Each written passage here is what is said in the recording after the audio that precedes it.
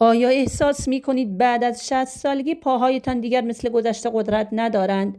آیا صبحها وقتی از خواب بیدار می شوید دستهایتان خشک، سفت یا بی‌حس هستند؟ آیا گاهی احساس گزگز، مور شدن یا سوزن شدن در انگشتان دست و پا دارید؟ بسیاری از مردم فکر می کنند این مشکلات فقط نتیجه طبیعی افزایش سن هستند، اما حقیقتی وجود دارد که شاید کمتر کسی درباره آن صحبت کرده باشد. بعد از 60 سالگی بدن شما شروع می کند مقدار بیشتری از کلاژن طبیعی خود را از دست بدهد. کلاژن فقط چیزی نیست که پوست شما را جوان نگه دارد. کلاژن همون پروتئینی است که به مفاصل، تاندونها، استخوانها، بافتهای بدن و حتی ساختار اطراف اعصاب شما کمک می کند قوی بمانند. وقتی کلاژن کاهش پیدا می کند، ممکن است اتفاقهایی بیفتد که بسیاری از سالمندان تجربه می کنند. زانوهایی که دیگر مثل قبل حرکت نمی کنند، پاهایی که هنگام راه رفتن زود خسته می شوند، دستهایی که قدرت گرفتنشان کمتر شده است یا احساس گزگز و بی‌حسی که آرام آرام بیشتر می شود. اما خبر خوب این است بدن شما حتی بعد از 60 سالگی هنوز توانایی ترمیم دارد و یکی از ساده ترین راه ها برای حمایت از این فرایند چیزی است که احتمالاً همین حالا در آشپزخانه شما وجود دارد. در این ویدیو قرار است 8 سبزی قدرتمند را معرفی کنیم که مواد مغذی مورد نیاز بدن برای حمایت از کلاژن، مفاصل، حرکت بهتر و سلامت اعصاب را فراهم می کنند. و جالبتر این که یکی از سبزی هایی که در رتبه 3 قرار دارد ترکیباتی دارد که می تواند به حمایت از غضروف ها و کاهش التهاب کمک کند. پس تا پایان این ویدیو همراه ما باشید، چون ممکن است یکی از این سبزی ها همون چیزی باشد که بدن شما با اون نیاز دارد. قبل از شروع دوست داریم بدانیم شما این ویدیو را از کدام شهر یا کشور تماشا می کنید و یک سوال مهم، بیشتر مشکل را کجا احساس می کنید؟ در پاها و ضعف هنگام راه رفتن یا در دستها و گزگز و بی‌حسی؟ در قسمت نظرات برای ما بنویسید، ما تمام کامنت ها را می خوانیم. حالا شروع کنیم با سبزی شماره 8. سبزی شماره 8، فلفل دلمه‌ای قرمز. شاید فلفل دلمه‌ای قرمز یک سبزی ساده به نظر برسد، اما واقعیت این است که یکی از بهترین منابع طبیعی برای حمایت از ساخت کلاژن در بدن محسوب می شود، مخصوصاً برای افراد بالای 60 سال. بیشتر افراد نمی‌دانند که بدن برای ساخت کلاژن به مقدار کافی ویتامین C نیاز دارد. بدون ویتامین C کافی، فرایند تولید کلاژن در بدن کاهش پیدا می کند و با افزایش سن این کاهش می تواند بیشتر شود. اینجاست که نشانها ظاهر می شوند: ضعف پاها، خشکی زانوها، کاهش انعطاف پذیری مفاصل و حتی مشکلاتی مانند گزگز دستها. فلفل دلمه‌ای قرمز می تواند به بدن کمک کند این روند را بهتر مدیریت کند. فقط نصف فنجان فلفل دلمه‌ای قرمز مقدار بسیار زیادی ویتامین C در اختیار بدن قرار می دهد.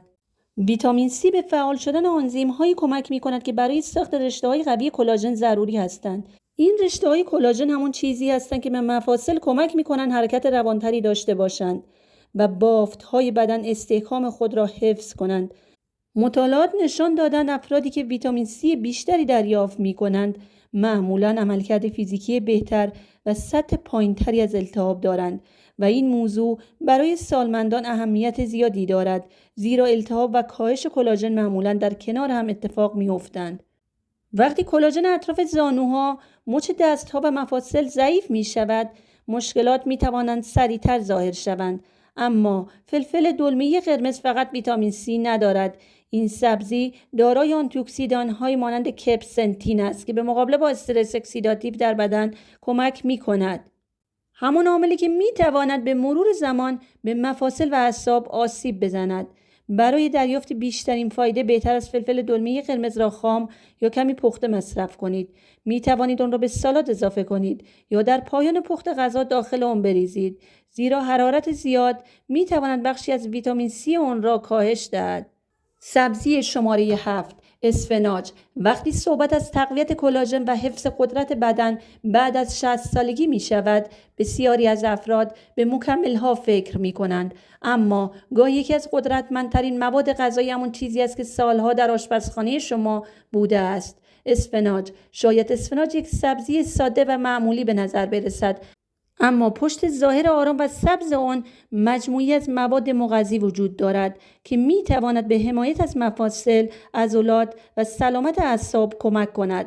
اگر احساس می کنید پاهایتان خشکتر شده‌اند، زانوهایتان مثل گذشته نرم حرکت نمی کنند یا دستهایتان بیشتر از قبل گزگز می کنند، اسفناج می تواند یکی از سبزی‌هایی باشد که ارزش اضافه کردن به برنامه غذایی شما را دارد.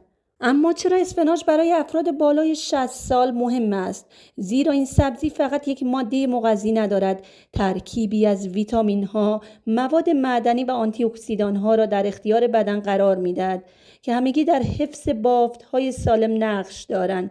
اسفناج سرشار از ویتامین آ است، مخصوصاً به شکل بتا کاروتن. ویتامین آ به سلولهای بدن کمک می‌کند فرآیندهای مربوط به بازسازی بافت‌ها را بهتر انجام دهند. یکی از مهمترین سلولهایی که برای ساخت کلاژن نقش دارد، این سلولها مانند کارخانه‌های کوچک تولید کلاژن در بدن عمل می‌کنند. وقتی بدن مواد مغذی کافی دریافت نکند، عملکرد این سلولها می‌تواند کاهش پیدا کند. اما اسفناج فقط به ویتامین آ معدود نمی شود. این سبزی برگ سبز مقدار زیادی ترکیبات گیاهی مانند لوتئین و کلروفیل دارد. این ترکیبات به مقابله با استرس اکسیداتیو و التهاب در بدن کمک می کنند. و این موضوع برای افراد مسن بسیار مهم است، زیرا التهاب طولانی مدت می تواند به بافت‌های اطراف مفاصل و اعصاب فشار وارد کند. نتیجه ممکن است احساس خشکی، درد، سنگینی پاها یا ناراحتی در دستها باشد. اما یک ماده مهم دیگر هم در اسفناج وجود دارد: منیزیم. بسیاری از افراد مسن مقدار کافی منیزیم دریافت نمی کنند، در حالی که منیزیم برای عملکرد درست عضلات و اعصاب بسیار مهم است.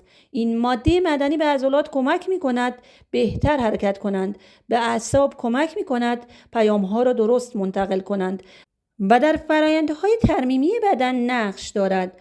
کمبود منیزیم می تواند با مشکلاتی مانند گرفتگی عضلات، احساس گزگز و کاهش عملکرد عضلات همراه باشد. اسفناج همچنین دارای نیترات‌های طبیعی است. این ترکیبات می توانند به بهبود جریان خون کمک کنند و باعث شوند اکسیژن و مواد مغذی بیشتری به عضلات، دستها و پاها برسد. و وقتی جریان خون بهتر باشد، بدن شرایط بهتری برای ترمیم و حفظ بافت‌های خود دارد. پس اگر هنگام راه رفتن زانوهایتان درد می‌گیرد یا وقتی کار می‌کنید دست‌هایتان خسته و بی‌حس می‌شود، اسفناج می‌تواند یک انتخاب ساده اما ارزشمند باشد. می‌توانید آن را به شکل‌های مختلف مصرف کنید: داخل سالاد، کنار تخم مرغ، در سوپ یا حتی به صورت پخته شده کنار غذا. سبزی شماره 6: بامیه. سبزی‌ای که بسیاری از افراد به دلیل بافت خاص آن کمتر مصرف می‌کنند، اما همین ویژگی یکی از دلایل قدرت آن است. بامیه. اگر هنگام گرفتن اشیا احساس ضعف می‌کنید، انگشتانتان گاهی سفت می‌شوند یا مفاصلتان احساس خشکی دارند، بامیه می‌تواند یک انتخاب بسیار جالب برای حمایت از بدن شما باشد. بامیه یکی از سبزیجاتی است که کمتر درباره فواید آن صحبت می شود، اما مواد مغذی مهمی برای سلامت مفاصل و بافت‌های بدن دارد. دلیل اصلی خاص بودن بامیه ماده‌ای به نام موسیلاژ است، همان ماده ژلی که باعث می شود بامیه حالت لزج داشته باشد. بسیاری از افراد این ویژگی را دوست ندارند، اما همین ترکیب طبیعی می تواند برای بدن مفید باشد. موسیلاژ نوعی فیبر معلول است که به سلامت دستگاه گوارش کمک می کند و می تواند نقش حمایتی برای بافت‌های بدن داشته باشد. تصور کنید مفاصل شما مانند لوله‌هایی هستند که برای حرکت روان به محافظت نیاز دارند. با افزایش سن کاهش کلاژن می تواند باعث شود این ساختارها بیشتر تحت فشار قرار بگیرند. بامیه با داشتن ترکیبات مفید می تواند بخشی از یک رژیم غذایی حمایت کننده برای مفاصل باشد، اما فواید بامیه فقط به موسیلاژ محدود نمی شود. این سبزی دارای ترکیبات گیاهی مانند پلیفنول ها و پکتین است. این ترکیبات به محافظت از سلول‌ها در برابر آسیب‌های ناشی از التهاب کمک می‌کنند. بامیه همچنین مواد مغذی مهمی مانند ویتامین C، ویتامین K و منگنز دارد. ویتامین C برای ساخت کلاژن ضروری است. بدون اون بدن نمیتواند رشته‌های کلاژن را به شکل مناسب تولید کند. ویتامین کا به سلامت استخوان‌ها کمک می‌کند و در تنظیم استفاده بدن از کلسیم نقش دارد و منگنز برای تولید برخی ترکیبات مورد نیاز ساخت بافت‌های بدن اهمیت دارد. اما اگر مشکل شما فقط مفاصل نیست و گاهی احساس گزگز یا بی‌حسی در دست‌ها و پاها دارید، بامیه همچنان می‌تواند بخشی از یک برنامه غذایی حمایتی باشد. زیرا ترکیبات آنتی اکسیدانی موجود در آن به کاهش استرس اکسیداتیو کمک می‌کنند، عاملی که می‌تواند روی سلامت اعصاب تأثیر بگذارد. پس بامیه فقط یک سبزی معمولی نیست. این سبزی کوچک سبز می‌تواند بخشی از تلاش بدن شما برای حفظ حرکت، انعطاف پذیری و قدرت بعد از 60 سالگی باشد. اگر تا اینجای ویدیو برای شما مفید بوده، خوشحال می‌شویم همین حالا دکمه لایک را بزنید. این کار ساده به ما کمک می‌کند این اطلاعات به افراد بیشتری برسد، مخصوصاً سالمندانی که ممکن است به چنین نکاتی نیاز داشته باشند. حالا می‌رسیم به سبزی شماره 5. سبزی که شاید بارها روی میز غذای شما بوده، اما شاید هیچ وقت نمی‌دانستید چه قدرتی برای حمایت از بدن شما دارد. بروکلی فقط یک سبزی سبز معمولی نیست. این یکی از ارزشمندترین سبزیجات برای بدنهایی است که با افزایش سن نیاز بیشتری به محافظت دارند. بعد از 60 سالگی سرعت ساخت کلاژن در بدن کاهش پیدا می‌کند. همون پروتئینی که مانند یک چارچوب محافظ عمل می کند و به مفاصل، تاندون‌ها و رباط‌ها کمک می کند قوی و انعطاف پذیر باقی بمانند. وقتی کلاژن کاهش پیدا می کند، ممکن است نشانهایی را تجربه کنید که بسیاری از سالمندان با اون روبرو هستند. زانوهایی که هنگام حرکت صدا می دهند، مفاصلی که صبحها خشک‌تر هستند، دست‌هایی که قدرت گذشته را ندارند یا احساس گزگز و ناراحتی در انگشتان دست و پا. اما اینجا جایی است که بروکلی می‌تواند وارد برنامه غذایی شما شود. یکی از مهمترین ترکیبات موجود در بروکلی ماده‌ای به نام سولفورافان است. این ترکیب طبیعی به فعال شدن مسیرهای دفاعی بدن کمک می‌کند و از سلول‌ها در برابر آسیب محافظت می‌کند. برخی تحقیقات نشان دادند که سولفورافان می‌تواند به محافظت از سلول‌هایی کمک کند که در فرایند ساخت و حفظ بافت‌های بدن نقش دارند. اما قدرت بروکلی فقط به سولفورافان محدود نمی‌شود. این سبزی سرشار از مواد مغذی مهم دیگری مانند ویتامین C، ویتامین کا، کلسیم و ترکیبات گیاهی محافظ است. ویتامین C به بدن کمک می‌کند کلاژن تولید کند.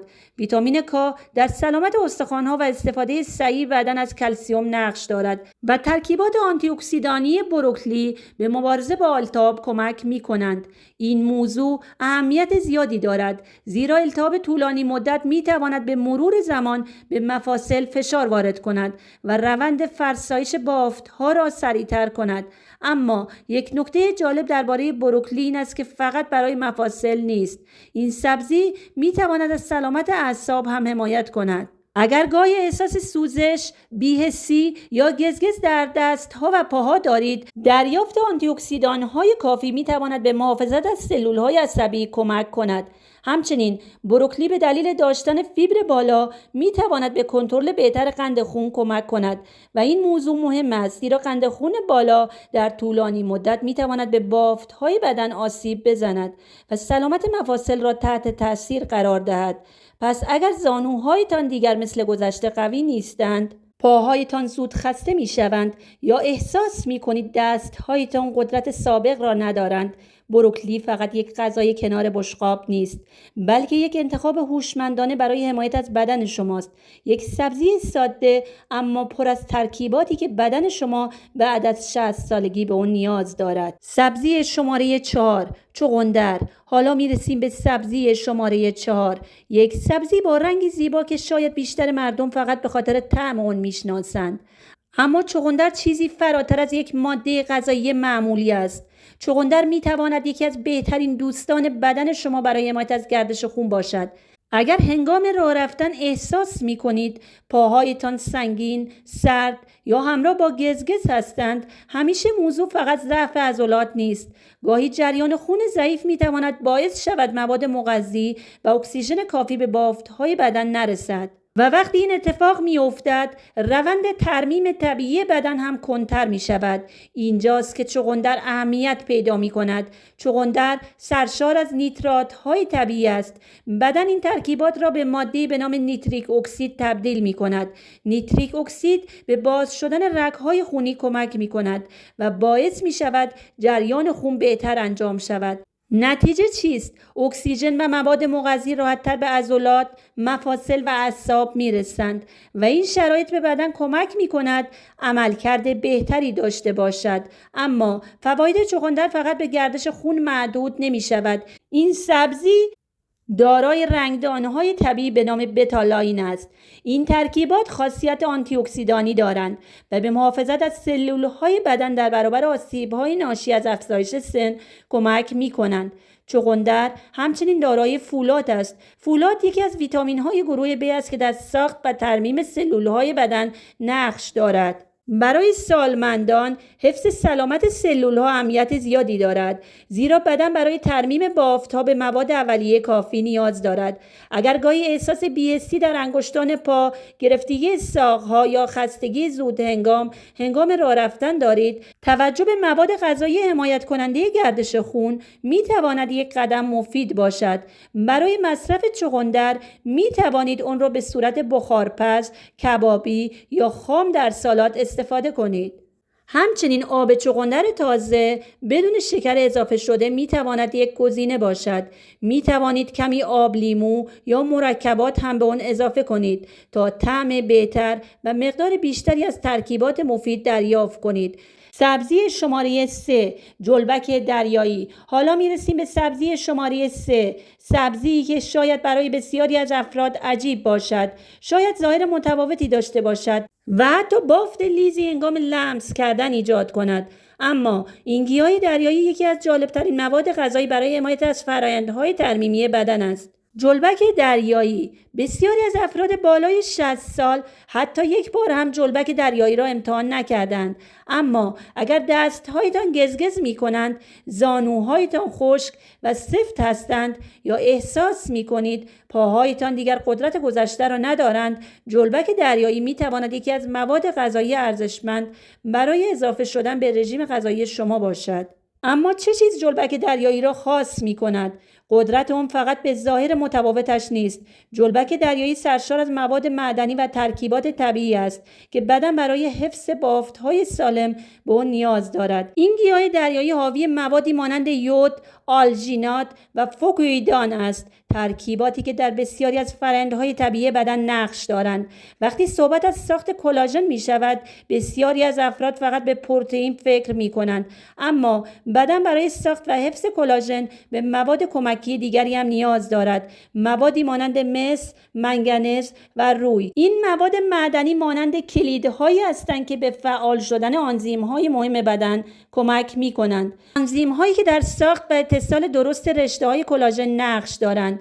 بدون دریافت کافی این مواد، بدن ممکن است در حفظ بافت‌های قوی‌تر با مشکل روبرو شود. اما جلبک دریایی فقط به کلاژن مربوط نمی شود. یکی از ترکیبات مهم آن فوکوئیدان است. تحقیقات نشان دادند این ترکیب گیاهی می تواند در مسیرهای مرتبط با التهاب و سلامت سلولی نقش داشته باشد.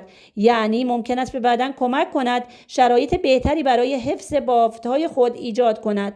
جلبک دریایی همچنین دارای یود طبیعی است و این موضوع اهمیت دارد، زیرا یود برای عملکرد طبیعی تیروئید ضروری است. تیروئید غده‌ای است که در تنظیم بسیاری از فرآیندهای بدن از جمله سطح انرژی و سرعت سوخت ساز نقش دارد.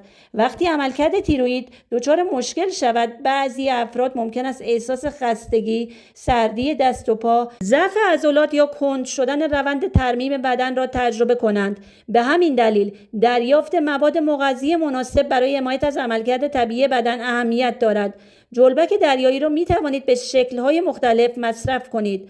مثلا جلبک خشک شده بدون افزودنی، اضافه کردن مقدار کمی از آن به سوپ یا استفاده در سالاد.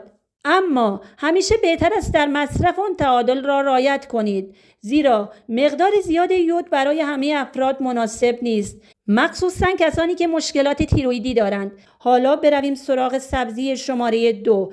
سبزی که شاید ساده به نظر برسد اما ترکیبات بسیار ارزشمندی برای بدن دارد. سبزی شماره 2، مارچوبه. بسیاری از مردم مارچوبه را فقط یک سبزی خاص و گرانتر می‌دانند، اما واقعیت این است که این سبزی می‌تواند یکی از انتخاب‌های ارزشمند برای حمایت از سلامت بدن بعد از 60 سالگی باشد. با افزایش سن، تولید کلاژن در بدن کاهش پیدا می‌کند و این موضوع می‌تواند روی سلامت، پوست، مفاصل و بافت‌های بدن تأثیر بگذارد.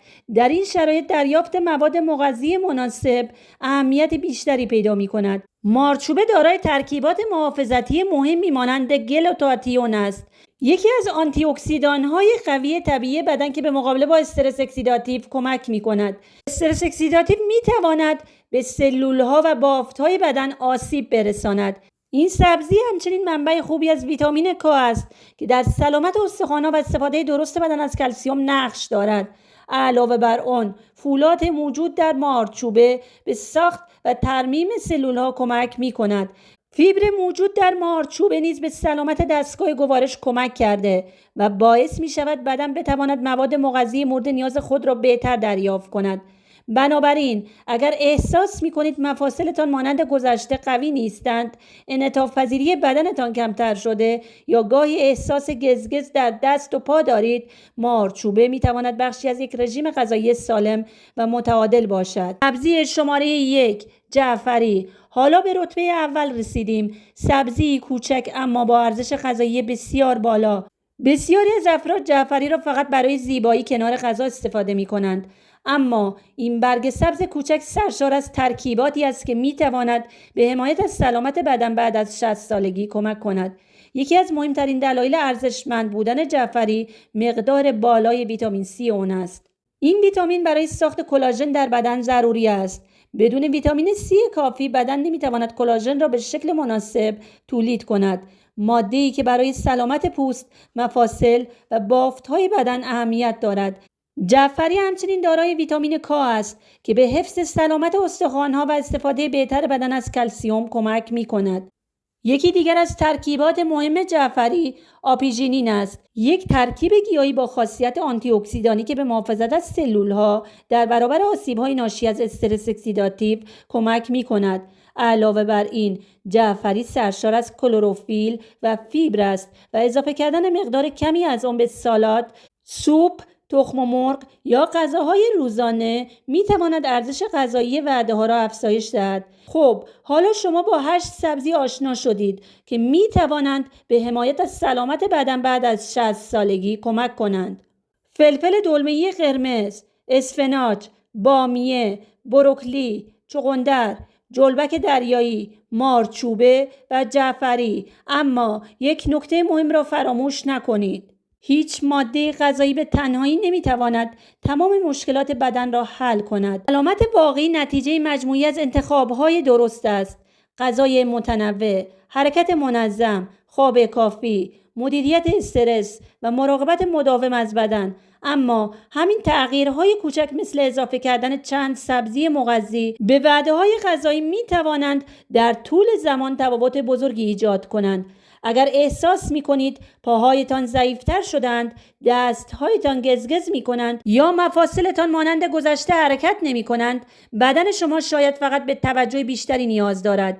گاهی پاسخ در چیزهای ساده پنهان شده است، چیزی که همین حالا در آشپزخانه شما وجود دارد. حالا یک سوال از شما داریم. کدوم یک از این مشکلات بیشتر شما را اذیت می کنند؟ گزگز و بی‌حسی دستها یا ضعف پاها و سخت‌تر شدن راه رفتن؟